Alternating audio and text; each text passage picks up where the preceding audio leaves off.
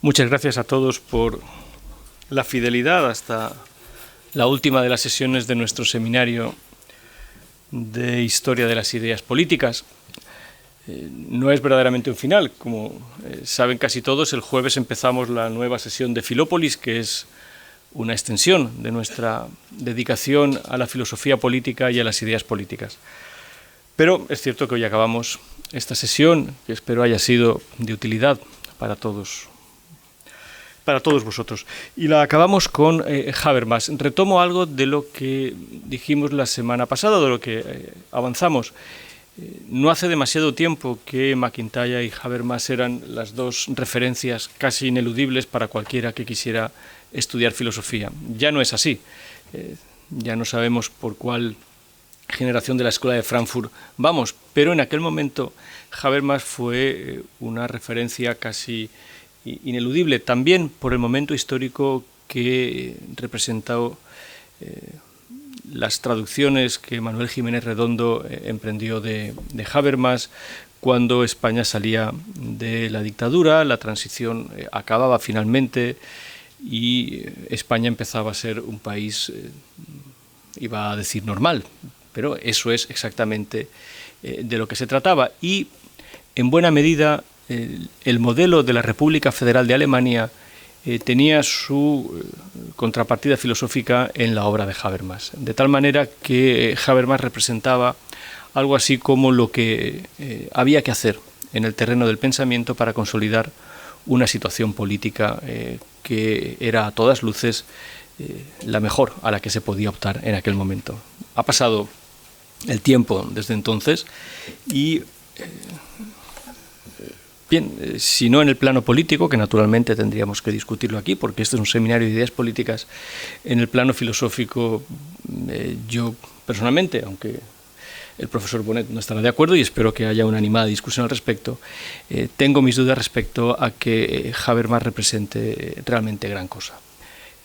La decepción respecto a Habermas, en mi caso, es profunda.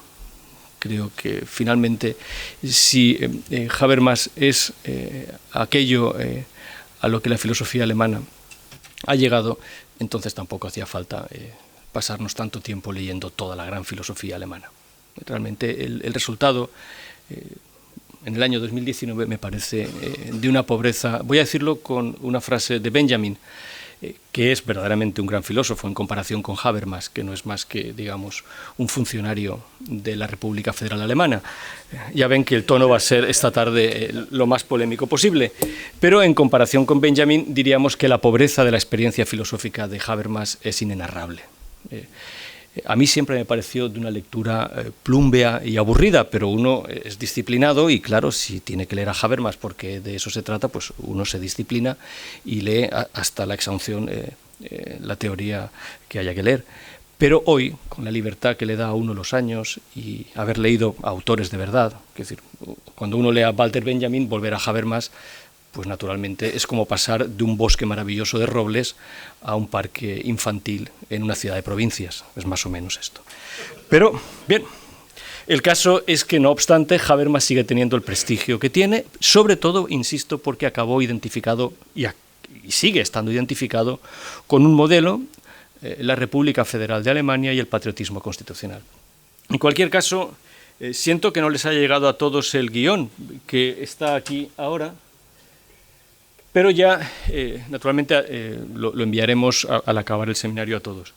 El guión de esta presentación, para que luego el profesor Bonet se extienda como considere oportuno, ya plantea algunas dudas, sobre todo porque hoy ya tenemos muchos textos que quizá no estaban disponibles para el lector que podía leer a Habermas cuando Habermas empezó a ser conocido en España, en las traducciones, insisto, del profesor Jiménez. Por ejemplo, Jacob Taubes. Jacob Taubes ha llegado muy tarde a nosotros, acaba de reeditarse en Taurus los perfiles filosófico-políticos de Habermas, que es una obra del joven Habermas. Prácticamente todo lo que se puede decir de Habermas lo ha dicho él ya en su propia selección de los autores que escoge y en la manera de abordar la filosofía de esos autores, desde Heidegger hasta Leo Lowenthal. Pero leer a los frankfurtianos, leer la Escuela de Frankfurt, a la luz que arroja Jacob Taubes, es toda una experiencia que en aquel momento no estaba disponible para nosotros. Realmente no estaba disponible ni siquiera en la propia tesitura alemana, puesto que Taubes muere precisamente cuando Habermas empieza a ser realmente reconocido en Europa. La pregunta con la que empezaremos, por tanto, es la que el propio Jacob Taubes hizo. ¿Quién pertenece realmente a la Escuela de Frankfurt?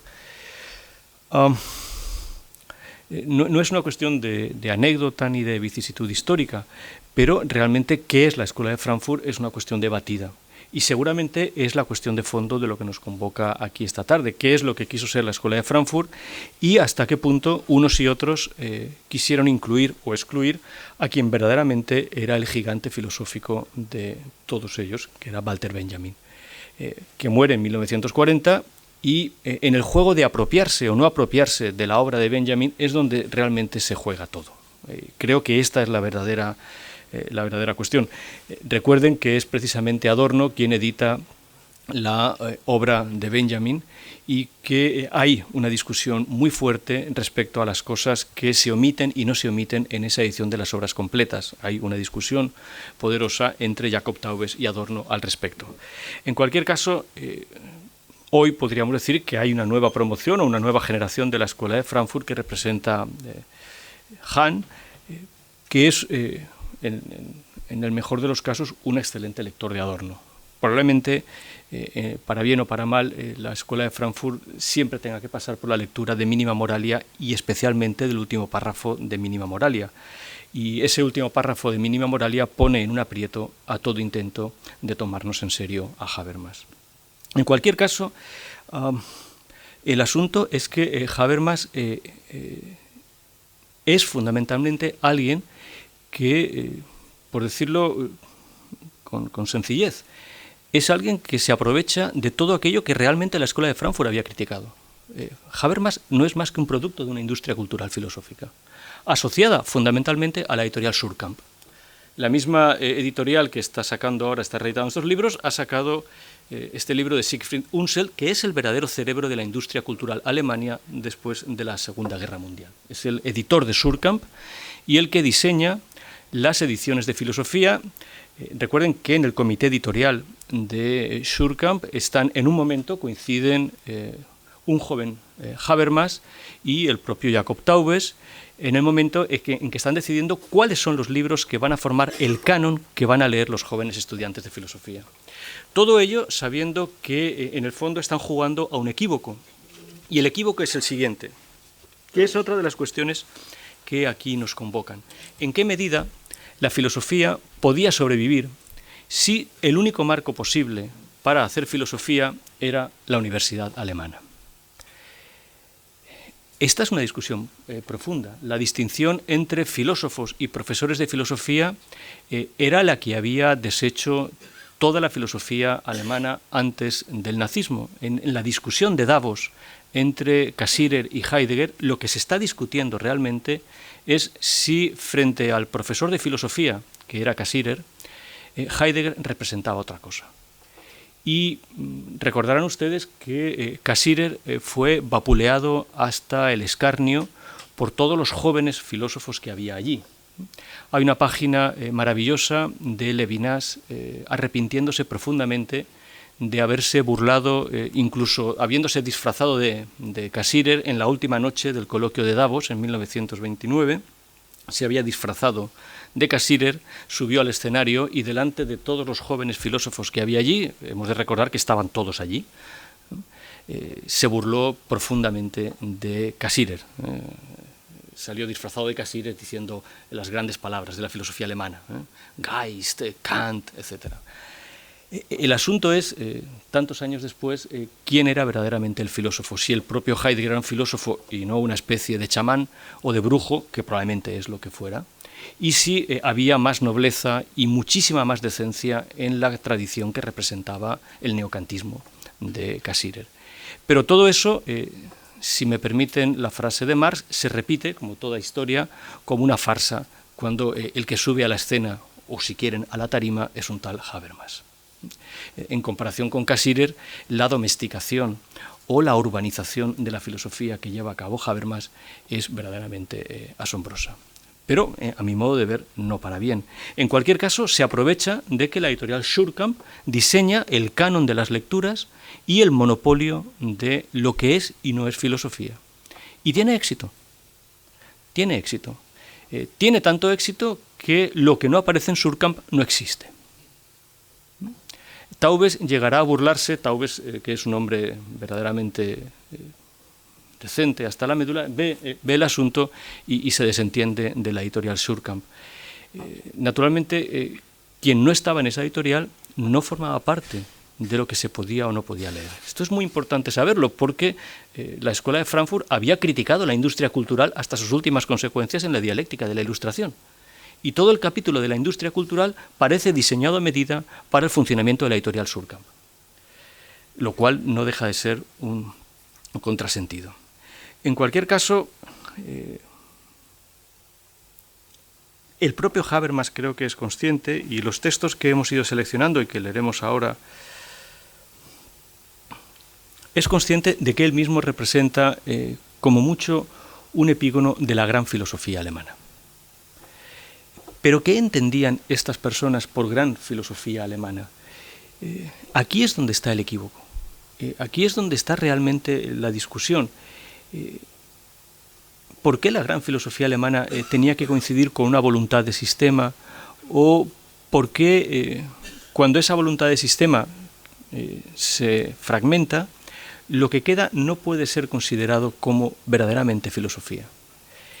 ¿Qué es lo que hace que tendamos a pensar que Hegel es, en este sentido, un filósofo mayor que Walter Benjamin? Esta era la cuestión que estaban debatiendo realmente allí. Todas las demás, si la filosofía es elitista, si la filosofía debe ser el pensamiento de su tiempo, si la filosofía no es otra cosa que el tiempo elevado a conceptos, todo esto era marginal respecto a la gran cuestión que en el fondo se estaba debatiendo. Desaparecidos los grandes gigantes por la muerte, por el exilio, lo que hemos de imaginarnos es que Habermas se encuentra realmente en una posición extraña, dominando todo el panorama del pensamiento e identificándose con una situación política. El seminario que empezamos el jueves, Filópolis, que ya llevamos 4 años haciéndolo, nace de una idea, la idea de que filosofía, que es un término que adquiere su solidez con Platón, no puede ser en modo alguno Filópolis, que es el amor a la ciudad. Pero lo decisivo en Habermas, aunque sea con la frase patriotismo constitucional, es que los límites entre la filosofía y la Filópolis han desaparecido. Y han desaparecido hasta el punto de que el impulso original de la Escuela de Frankfurt, que era entender la filosofía como crítica, ha quedado tan difuminado que hoy no sabríamos muy bien cuál es la posición que, como filósofos, deberíamos adoptar ante las democracias occidentales. Lo que quiero decir es que resulta extraño que hoy, en 2019, nos demos cuenta de hasta qué punto, si la filosofía ha acabado identificándose con Filópolis, la defensa de esta Filópolis ha sido tan endeble que hoy todo el edificio habermasiano y todo el patriotismo constitucional depende de que en mayo sea Macron el que gane las elecciones. Si esto es a lo que íbamos a llegar, realmente es que teníamos muy pocos mimbres con los que hacer nada. Este es el punto al que hemos llegado.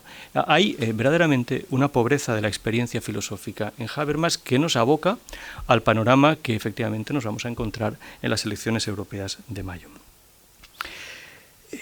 Esta es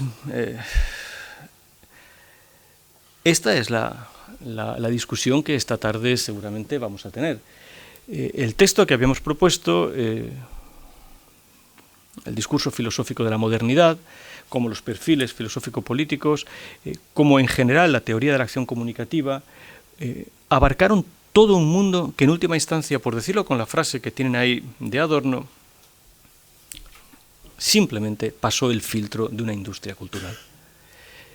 Pero no verdaderamente lo que permitiría pensar en términos filosóficos.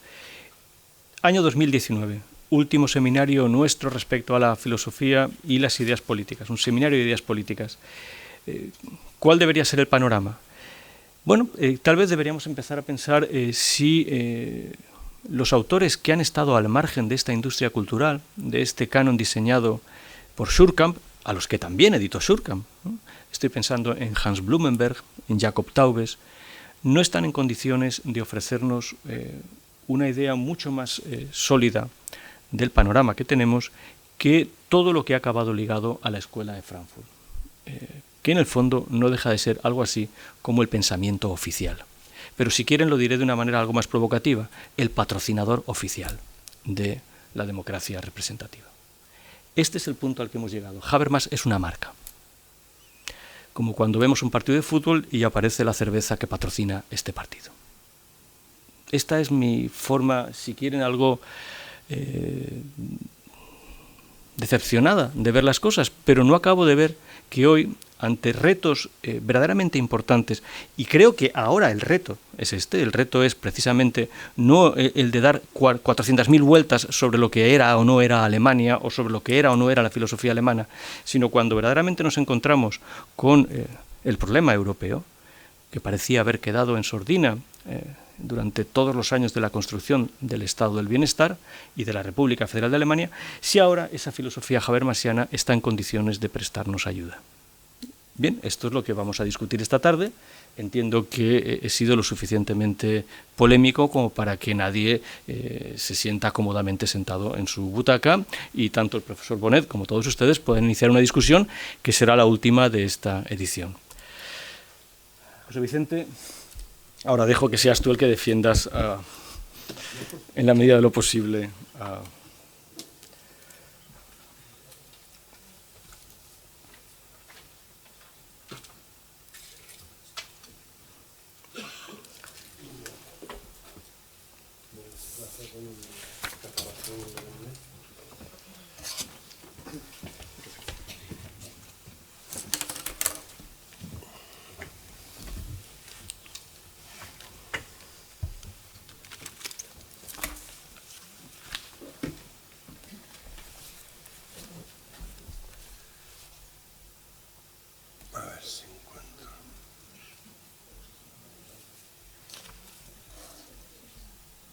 ¿Dónde debo darle para que...? Ahí, ¿no? ¿Vas dándole a los botones? No, pero para que se vea todo. Ah. Tomás, ¿dónde le doy? Para que se vea todo como positivo. Si me permitís, presento brevemente al profesor doctor don José Vicente Bonet, que forma parte del claustro de la Facultad de Filosofía desde sus inicios y también de esta universidad, que tiene amplia experiencia docente también en la Universidad de Valencia, en las áreas de lógica, filosofía de la ciencia, teoría del conocimiento, y es un referente intelectual para nuestra universidad y un orgullo que esté con nosotros en este seminario. Muchísimas gracias, José Vicente, por estar aquí. Gracias en primer lugar a los organizadores, gracias al público, es un honor estar aquí, me resulta muy agradable. Yo venía más o menos preparado para hablar del discurso filosófico de la modernidad, capítulo 1, y estas afirmaciones y provocaciones de Antonio pues son filosóficamente muy estimulantes, pero de alguna manera cuestionan esta tarea o la desenfocan. No puedo empezar sin más, efectivamente, por la incomodidad de la silla, sin decir nada respecto de alguna de ellas. Me parece muy correcta la crítica a la industria cultural alemana, a Suhrkamp, al canon impuesto. De hecho, una vez tuve ocasión de criticarle a Habermas esto, en una época en los años 90, en que él identificaba de una manera muy inmediata la democracia con el acceso a la opinión pública. Le dije, lo dice usted porque usted accede a la opinión pública con toda facilidad, pero la inmensa mayoría de los ciudadanos no. Bueno, quiero decir que me parece muy bien el discurso filosófico, no debe ser inocente nunca. Esta crítica es correcta. Me parece también que la asignación de Habermas como segunda generación de la Escuela de Frankfurt ha sido un letrero propagandístico que él hubiera querido asumir. de hecho lo promovió todo lo que pudo.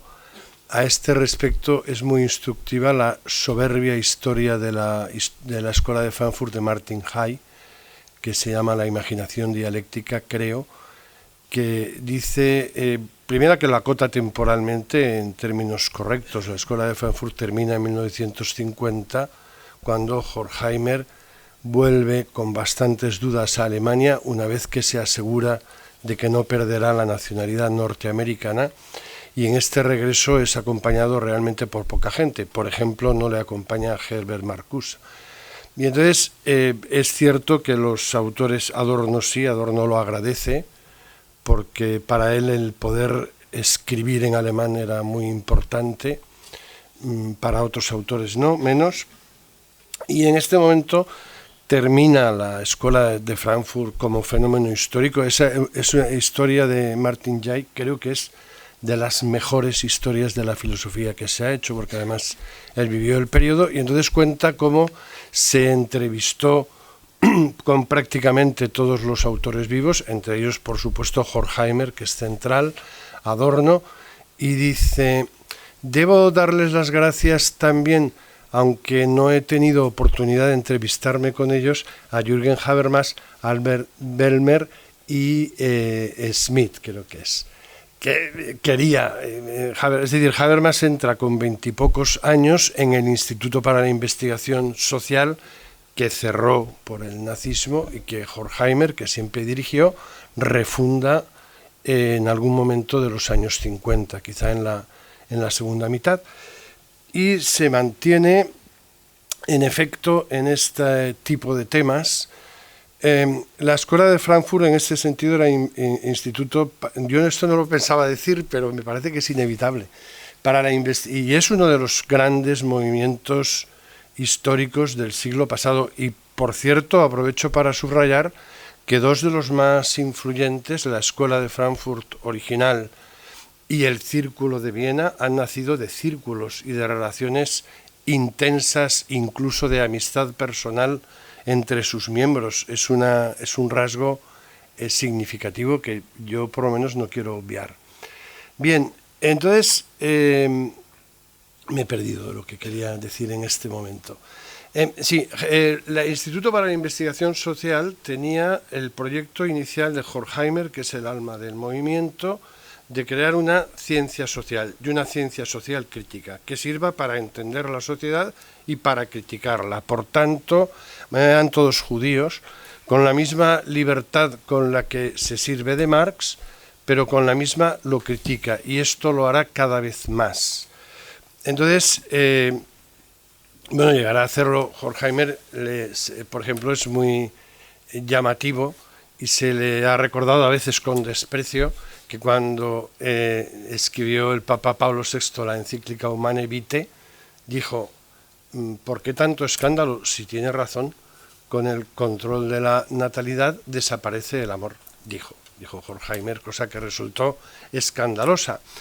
Entonces, efectivamente, estoy de acuerdo también que la Escuela de Frankfurt no es una cosa monocolor, no quiero perderme, quería hablar de las ciencias sociales, y que en la Escuela de Frankfurt hay movimientos con los que Habermas no simpatiza de manera espontánea, y uno de ellos efectivamente es Walter Benjamin, de ello tenemos que hablar hoy, en el interesante excurso sobre Walter Benjamin, y otro es Max Horkheimer, cuyos escritos, por ejemplo, sobre la religión, yo creo que a Habermas le caen mal. Él tiene una identificación juvenil cuasi religiosa con Adorno, parcial, porque Adorno escribió una teoría estética importantísima y en esto Habermas no le siguió, pero le siguió a él y a todo el Instituto de Investigación Social, donde, por ejemplo, estuvieron en contacto con él en los principios, por ejemplo, Erich Fromm, de donde nace el freudomarxismo, sin el cual no se podría entender ideológicamente la Revolución de Mayo del 68, algo tan importante como esto. Bien, y entonces yo creo que Habermas hace un gran esfuerzo de estudio de ciencias sociales. Sus obras de los años 70 a veces son realmente difíciles, no solo aburridas, a veces son valiosas y difíciles en mi opinión. Por ejemplo, Los problemas de legitimación en el capitalismo tardío, la primera que se tradujo en Amor-Ortu, Buenos Aires, y se pone a tono con la economía, con la sociología, desde luego con las ciencias políticas, y que la importancia de Habermas en este sentido, aparte Surjam, yo creo que hay sociólogos que pueden testificarla, entre ellos que se me ha ido, no he empezado a perder la memoria de los nombres. ¿Luhmann? No, el inglés laborista. Ay, bueno, en algún momento quizá venga, o quizá no, uno de los papones de la sociología y de los... Anthony Giddens, muchas gracias. Bien, hasta este momento, en mi opinión, hasta Teoría de la Acción Comunicativa, 1981, que quería ser la suma filosófica de Habermas, él se había movido mucho en este terreno. Yo creo que lo que dice no es baladí, desde luego los entendidos, sus iguales, así lo saludan, y esto ocurrirá también en filosofía política con Rawls, aunque estoy de acuerdo, por ejemplo, que de Rawls pasarán a la historia 2 libros de filosofía política o de ética / filosofía política, y puede que de Habermas no. Pero en fin, una cosa es tachar a uno de no ser un genio y otra cosa es de no ser un filósofo. Yo esta condición a Habermas no se la negaría.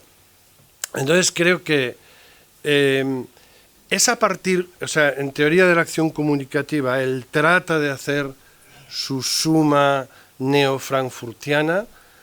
Yo coincidiría con Antonio en muchas críticas a ese libro. Creo que no es lo sistemático que el autor pretende.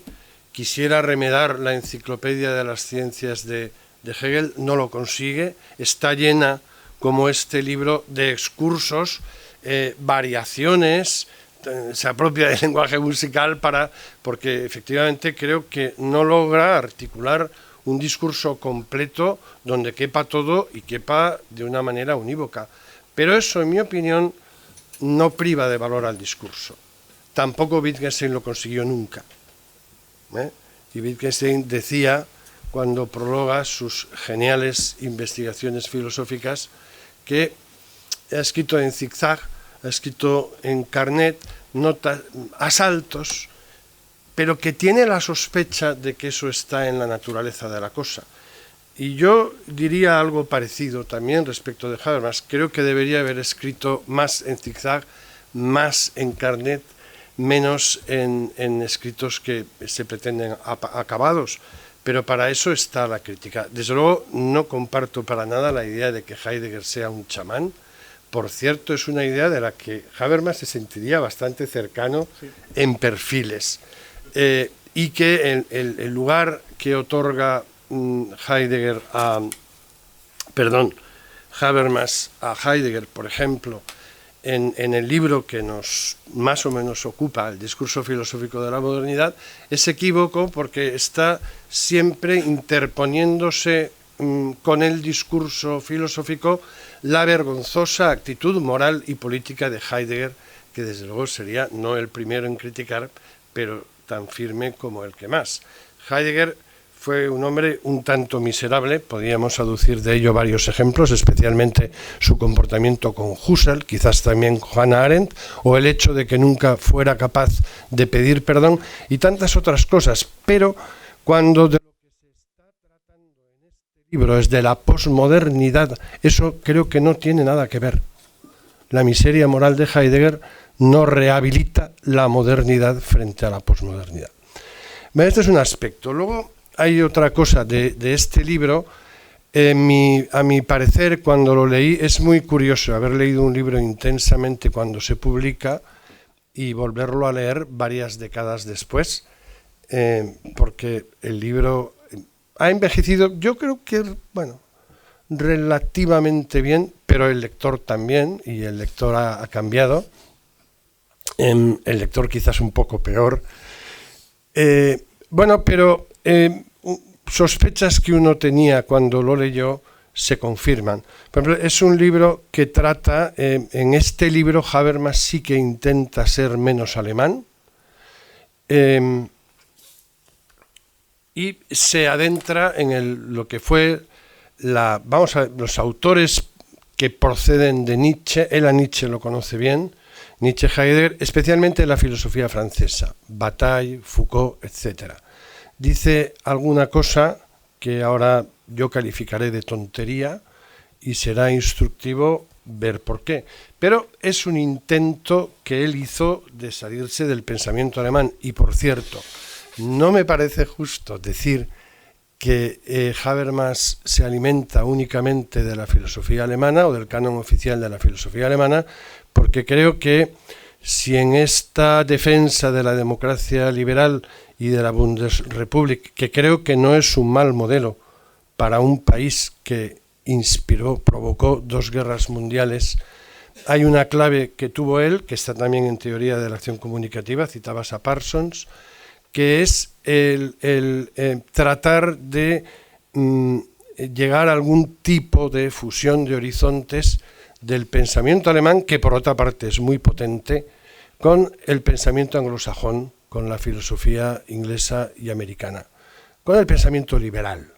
Es decir, Habermas es cierto que durante mucho tiempo, yo diría que incluso, desde luego en este libro, y diré algún momento en que es así, no le abandona el viejo, perdónenme las personas en la sala que discrepen de mí, pero voy a decir una afirmación que luego la podría fundamentar, y la podría fundamentar con experiencias personales.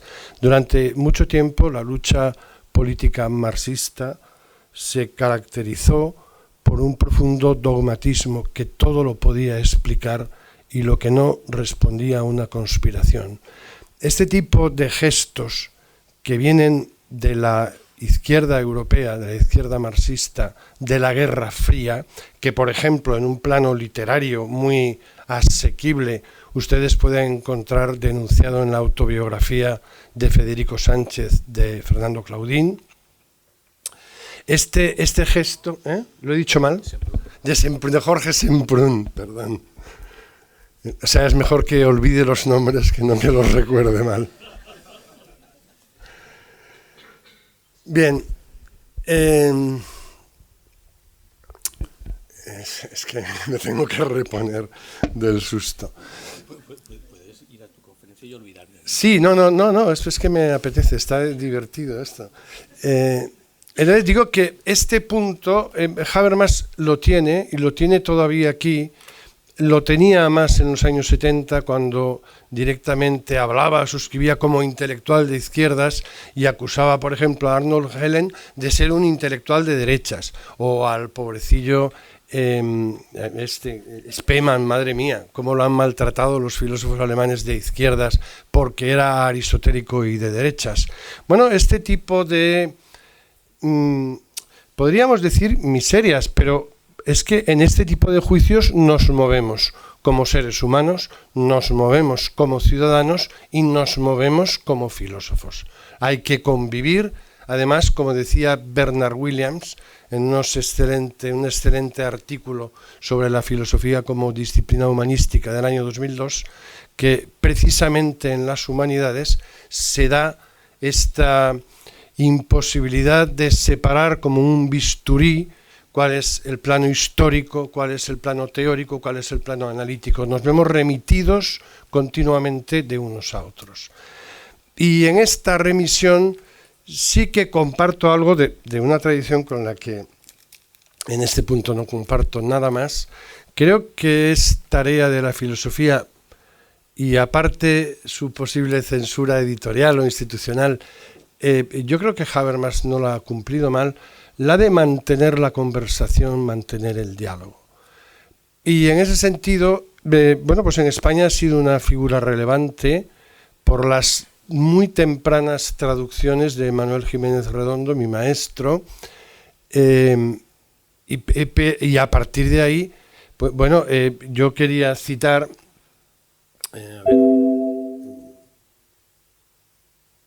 sí, en el año, la figura de Habermas, bueno, en primer lugar, Su importancia ha sido, me parece bien, la crítica. Bueno, perdón, es que hay una idea que no quería dejar de decir. En mi opinión, a partir sobre todo de la discusión de la eugenesia liberal y este pequeño librito, El futuro de la naturaleza humana, que efectivamente es bastante oscuro, pero que tiene algunas tesis suficientemente claras, me parece que el nivel filosófico del viejo Habermas ha sido bastante elevado y tiene varios libros a ese nivel que hemos glosado alguna vez, pero entre naturalismo y religión me parece que el modo en que ha abordado todo el tema de la laicidad, la presencia de la religión en la sociedad actual, la necesidad de espacios públicos civiles, a mí a ese sentido Habermas me parece un autor muy interesante del que me siento próximo y creo que estos temas los ha abordado muy bien. De hecho, le han valido críticas sectarias terribles, por ejemplo, en un autor italiano, el editor de Micromegas, cuyo nombre en este momento... Paolo Flores d'Arcaiso, es ideal tenerte. Bien, entonces, quería decir que efectivamente, pero sí que es cierto que el nivel mediático de Habermas puede ser visto como excesivo, sí. No obstante, hay otra cuestión que a mí me parece muy interesante, ojalá se diera en este país. Bueno, se da, pero se da como se da. Habermas no ha rehuido ninguna... puestos a contar una anécdota, él militó en las juventudes hilderianas, como casi toda la juventud de su época. Él nació en el año 30, o sea que cuando el hundimiento tenía 14 años, y dice que fue escuchando los procesos de Nuremberg cuando se hizo demócrata y se hizo de izquierdas. Esto lo decía él así. Pero también subrayo esta referencia a los procesos de Nuremberg porque los procesos de Nuremberg son una entrada cultural también de Estados Unidos en la escena alemana muy importante, de la que hay huellas en el cine, que el otro día, hace 2 sesiones, glosabais, ¿no? El proceso de Nuremberg. Bueno, esto era una curiosidad. A partir de aquí, una curiosidad, aunque tiene su aquel, porque Habermas decía a partir de aquí que nadie que no estuvo allí tiene derecho a juzgar a los que sí que estábamos, al menos lo que fueron adhesiones inquebrantables al régimen. Y sin embargo, él, que sí que estuvo allí y estuvo como estuvo en las juventudes, sin embargo, tuvo siempre un papel duramente crítico, algo parecido a Günter Grass, solo que Habermas nunca ocultó su militancia juvenil. Lo que quería ensalzar es cómo participó en todas las querellas relevantes, la querella de los historiadores, la discusión de los historiadores alemanes, por ejemplo, sobre si no había llegado ya el momento de olvidarse del nazismo y de no sentir complejo de culpa respecto del nazismo, la guerra de Irak, la eugenesia liberal, las discusiones sobre la mejora humana y, desde luego, el tema que nos debería ocupar, que es la posmodernidad. Bien, en estos mismos años, concretamente en 1984, lo invita las Cortes Españolas a dar una conferencia que fue una conferencia conjunta Congreso-Senado. Creo que no había ocurrido en ningún momento hasta entonces. Era la primera vez que lo invitaba un parlamento. Y bueno, y luego, por cierto, en el año 2003 o cosa así, recibió el premio entonces Príncipe de Asturias de Ciencias Sociales y, en mi opinión, es un premiado digno como los filósofos que han recibido el premio Príncipe de Asturias, que son muy considerables. Dio un discurso sobre Unamuno. Bueno, entonces, en esta conferencia, a mí, hablando de pensamiento político, de hecho, estuvimos barajando la posibilidad de ponerla como texto. pero no teníamos los permisos adecuados, no la pusimos. Pero una parte de esta conferencia se publicó en un artículo que tenéis en el texto que ha enviado Antonio, que se llama El fin de una utopía. Así llamado, vale la pena recordarlo porque es el título de un texto de Herbert Marcuse que se refiere a la utopía industrial. El argumento de Marcuse es que la utopía ya ha llegado, es decir, tenemos tal producción de bienes económicos que no cabe esperar ni casi desear más.